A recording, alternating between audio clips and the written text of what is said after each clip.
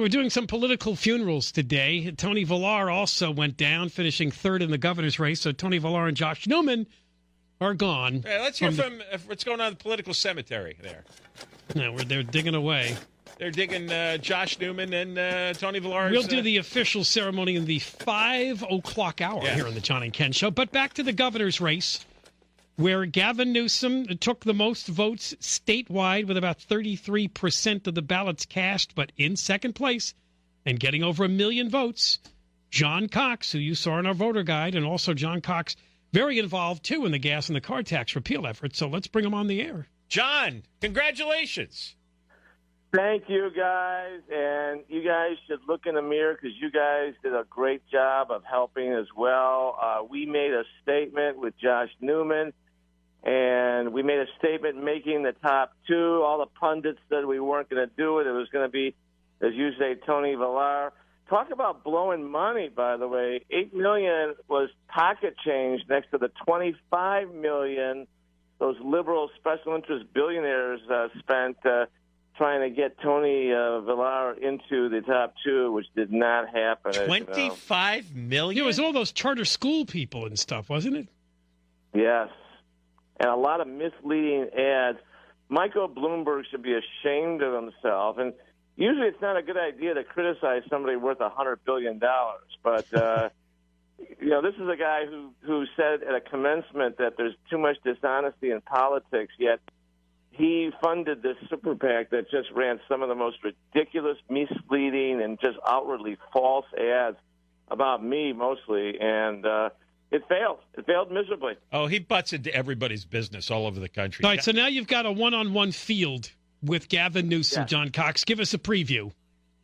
Well, Gavin Newsom said it all. First of all, he is going to make this a war against Donald Trump. And Newt, Speaker Gingrich, told me today, he said, why don't we suggest that Gavin run for president and just skip the governor's race altogether?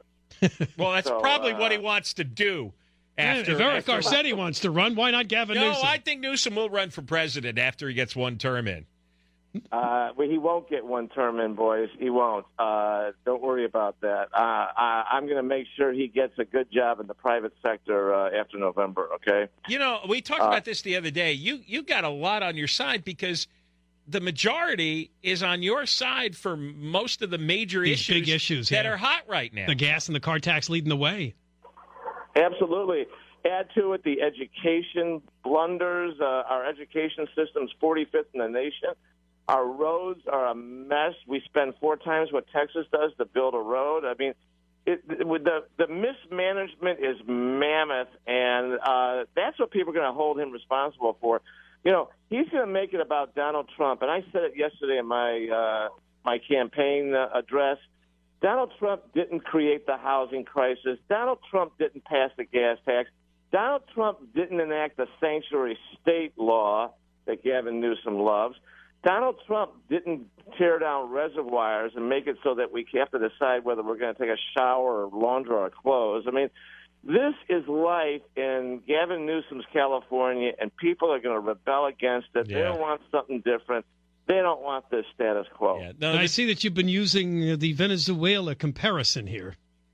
It's an easy one. It's an easy one to make. For people who don't know what's going on in Venezuela, give them a quick rundown because it's the same philosophy that Newsom has.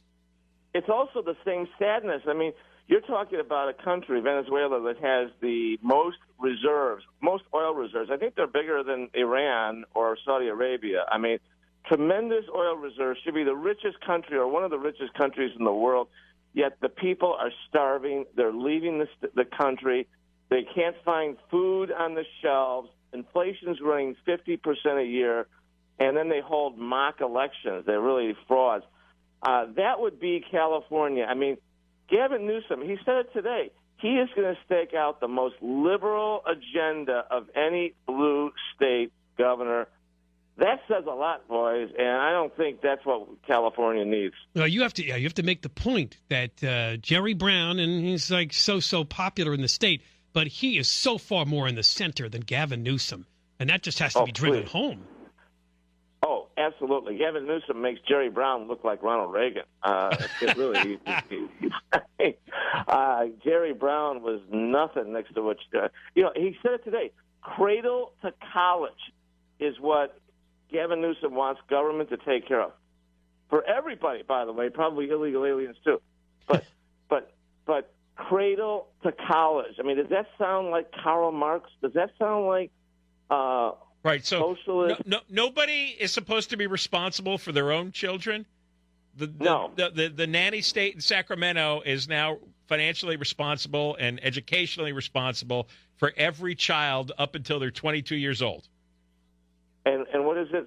Socialism is great until you run out of other people's money. I mean, we've got $1 trillion unfunded pension debt. We've got $400 or $500 billion in bonded debt for schools and water, and then he's going to have more debt, more taxes. At least he's been honest with us. He says he's going to double the income tax, he's going to increase property taxes, and he's going to fight the repeal of the gas tax. Yeah, we should call him Gavin Tax Some. Are you going to get some one-on-one debates? Are they being set up or what? We talked yesterday. We said, very cordial conversation. We said we were going to keep our debate civil and substantive. We didn't agree on the number of debates. I'm going to want at least 3. I'm sure he's not going to want to do any. We'll see. He fancies himself a policy wonk, though. So, I do too. And so I'm going to be very happy to be able to debate issues. And we'll have a very, very clear choice. And I think that's great for the people of California. They'll be able to make a clear choice between the status quo and a possibility that this state can be turned around. All right, John Cox, congratulations on being in the runoff. Great work, and great work on the tax repeal. That vote's still to come in November, but you helped get that on the ballot, and certainly that helped remove Josh Newman from office, which takes away their 2/3 majority in the state Senate, and that's a big deal to hold down taxes this year. So, listen, we're with you. Anytime you want to come on, just give us a call, all right?